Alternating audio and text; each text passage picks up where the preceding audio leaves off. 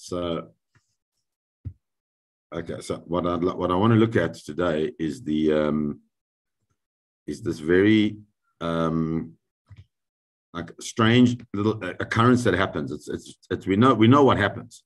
We know what happens is that Yitzchak and Rivka get married at the beginning of Toldot, and everything is wonderful, except it's not so wonderful because the Torah relates how it says that Toldot Yitzchak ben Avraham leads Yitzchak. These are the generations of Yitzchak, the son of Avraham. Avraham had Yitzchak. Yitzchak ben 40 shana b'kachtot Rivka batuel Arami, and Yitzchak is 40 years old when he takes Rivka, the daughter of Betuel Arami, Padan Aram, Achot Lavan Arami, Lo Leishan. The Torah that goes on and on about describing where she comes from, what she's doing, where, and it's very like difficult to really understand why the Torah has to repeat it again. Rashi says, we know where she's from. We know she's the sister, the daughter. We know everything. But rather, it's coming to tell her praise. Rasha is the daughter of a Rasha. She's the sister of a Rasha. And the people where she comes from are Anshe Resha. And she never learned from their deeds. The interesting is that this is the place where Abraham started out. It's the place where you know, it's Abraham leaves from where he was with Nimrod together with his family. They come to this place and they set themselves up. And it seems to be that without Abraham there, it's not a good place. Abraham was able to build the place and to lift everybody up and to make everybody connected. But without him, that's the way Rashi is presenting, is that this place was not a good place. Padan Aram was not a good place. So, be that as it may, we know that this daughter, this woman, Rivka, who is going to be the future mother of the Jewish people, the Torah says, Yitzchak pleads for Yetar. We'll understand that. Translated as plead. We'll try and understand this. Pleads with Hashem. Lenochach ishto. Lenochach is difficult to translate. We have to understand that. On behalf of his wife, they translated as Ki akarahi, because she was barren. Vaye'ater lo Adonai. And Hashem is Ya'ater. It's the same word that's used to describe Yitzchak's tefillah. Hashem does whatever he does. We'll try and understand it. And Rivka falls pregnant. So let's try and understand this, what's going on here. So Rashi tells us very simple. The word vayetar, which is the word that describes what Yitzchak's tefillah, the nature of Yitzchak's tefillah, the word vayetar, Rashi says, hirba v'ivtzir b'tefillah. He pushed, liftzir, he really pushed, and he put all his might into this tefillah that he had in order to urge HaKadosh Baruch Hu to change the nature of Rivka so that she would have children, because he doesn't want to be in the same position, obviously, as his father and mother. His father and mother at 90, 99, he doesn't know. You can't rely on miracles. So he's davening and he's davening and he's davening to ensure that HaKadosh Baruch Hu would somehow change something. So what happens? Vayetar Yitzchak lenochach ishto on lenochach ishto. So Rashi says lenochach doesn't mean on behalf of, but rather the way Rashi presents it is that they're opposite each other. The one is standing one corner, the other one is standing the other corner, which is a fascinating description. That if you can think about it, remember we spoke about how the Netziv explained how their relationship was somewhat, in a way, dysfunctional. Now, why would a husband and wife stand? They want to have children. Why are they standing in different corners? Why are they not davening together? I don't know the answer to that, but it seems to be in some way, or perhaps one can say that the nature of their davening is just different. The way they daven, the process in which they daven. Yitzchak, we know, is quite a loner. We never read about Yitzchak having any friends. Interestingly enough, you know, Avraham is this man who has. It says that where HaKadosh Baruch Hu appears to him, the Elonei Mamre. The Elonei Mamre is the trees. But they translate the terebinths. I don't know what terebinth is, but the trees of Mamre. Mamre was his friend. He had three very good friends, and so he was well socialized. He was part of this world. He was part of everything. Whereas Yitzchak, we never see that. Yitzchak is very much a loner. And perhaps that's why there's already a certain level of difficulty in the engagement that he has with Rivka in the way in which they're davening for the same thing. They seem to be davening for the same thing. Opposite. We'll see that there are others who say differently. And then it says that HaKadosh Baruch Hu says, Vayeter loy Hashem. Vayeter loy Hashem, that Hashem then responds to him. Loy veloy la, to him and not to her. Why not? She'en doime tfilat tzadik ben tzadik, tfilat tzadik ben rasha. Because you can't compare the quality of tefillah of a tzaddik who is the son of a tzaddik to the tefillah of a tzaddik who is the son of a rasha. Therefore, responds to her and not to responds to him and not to her, which is difficult to understand. Like, why would it be that you would have here she is, we just described what an incredible person she was, that she was able to overcome the difficulty and of the difficult background. She's a balas tshuva. She really is somebody who's connected to HaKadosh Baruch Hu despite everything.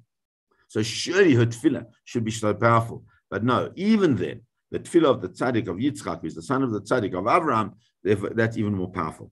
Now, what does this mean, this concept that Hashem, Vayetar Yitzchak, he pleads, he urges, there's a sense of even urgency in his tefillah, and Hashem Vayetar lo. So Rashi says, Nispatzer v'nispayes v'niftacha lo, that HaKadosh Baruch Hu responds to Yitzchak's tefillah in a way of in the appropriate response, which is to open, to engage, to make things bigger.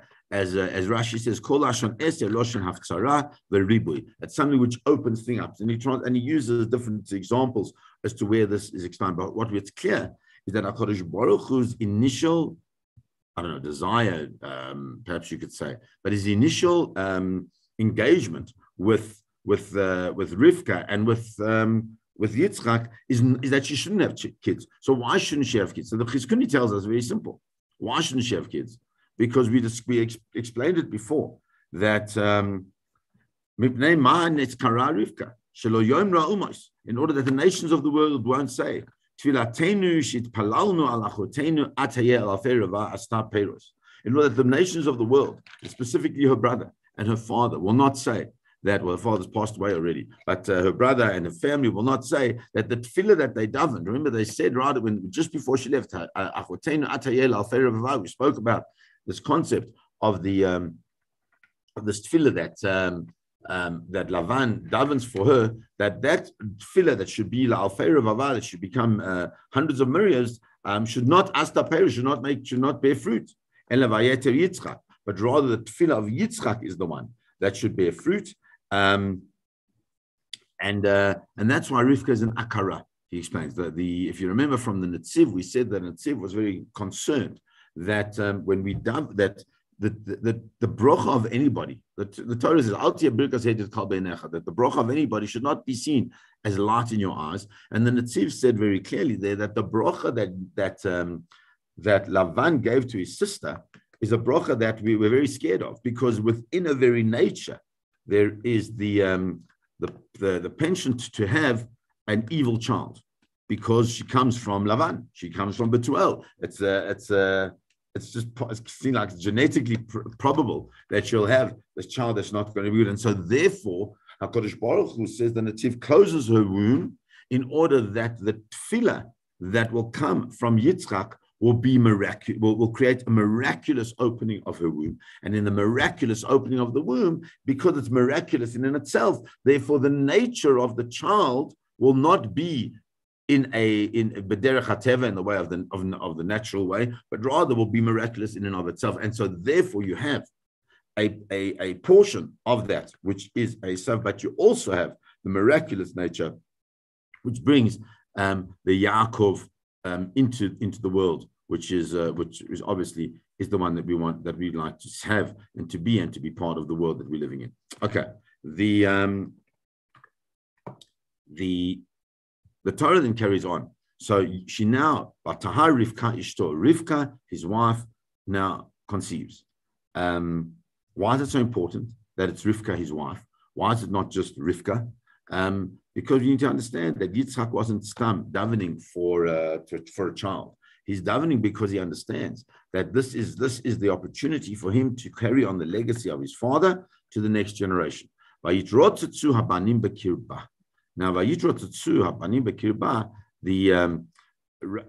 Rashi and others explain it in different ways, and so let's try and understand there what this means. Is a struggle of some sort. There's a struggle b'kirba within her.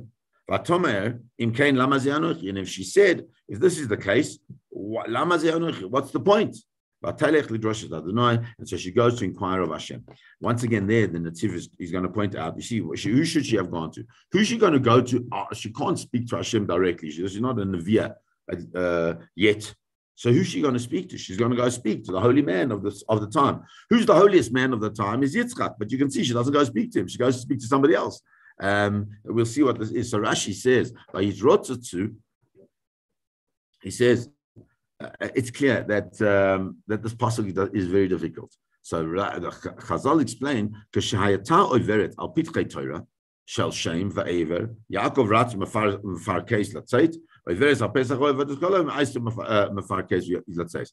That when she walked past a base medrash, this is important, the base medrash of shame, right? So that which means that she's in the space of what is going to become Yerushalayim Yerakodesh somehow, because that's where the base midrash of shame is. When she would go there, Yaakov wanted to come out, and when she would go to the place of Avodah Zarah, which were much more prevalent in Canaan than what Esav would want to come out. But why is Rashi saying us that? What is this all about? So the Mefarshim explain that it can't be that she had an issue with the fact that that's which the way Rashi presented that Tomer im Kain Gadol Tara Ibur. He says that it's the pain of the birth process of pregnancy and then the birth process. He says it doesn't make any sense, because how can it be that she would complain about the pain of birth? Everybody knows what happens, that a person gets pregnant and they have all different symptoms and they're nauseous and they're not, whatever the case is. We know that that's part of the process of birth. So it's not that which she is complaining about. Her concern is this duality within her that they're pulling on different ways, and she's not sure what to do. And so therefore she says, why was I davening so hard to become pregnant if it's going to be a space in which there's going to be so much confusion? Now we have to remember that the concept of confusion is one thing that HaKadosh Baruch Hu tried to clear up right in creation, where it says, there was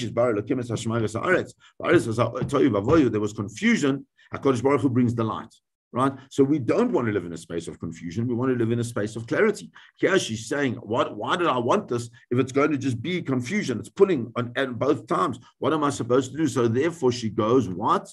She wants to understand, what is it that's going to be the end of her? The end of her. What is going to be? What is her ultimate end? And Vayomer Adonai La. And when she gets there, Hashem says to her through shame, through someone. We're not really exactly sure who it is, but Rashi quotes from the Midrash: "L'shem ne'mar baruch hakodesh hu amar la." It was said to Shem, and Shem then said it to her. And what does he say? Shnei goyim b'vitneich. There are two nations within your womb, and they're going to come out. You don't have to worry. You don't have to worry that you feel confusion, because the problem with confusion is who's where, who's the leader, who's on top, who's at the bottom. It's very difficult, but you've got a constant play. He says, no, that the older, ultimately, the elder will serve the younger. And somehow this gives her a certain level of satisfaction. She doesn't worry anymore. She's no longer worried. Why is that? Because the fact is that she gets clarity. She gets clarity over the fact that she thought that she had within her one person who's being pulled to do different sides. Now, can you imagine? He has this woman who's gone through the home of Lavan, of Betuel, and the space of Aram Naraim, and she's overcome all of those challenges. And now she's about to give birth to what she doesn't know yet is twins. And she feels this contradictory pull in different spaces. That's what concerns her. How am I going to deal with that? I know I've made my choices, my personal choices. I've connected and I've become part of Yitzchak. But how am I now going to live in a world where my child is battling to make those same choices? And so that becomes the story of Rivka and the foundation of the story of Rivka. And let's continue.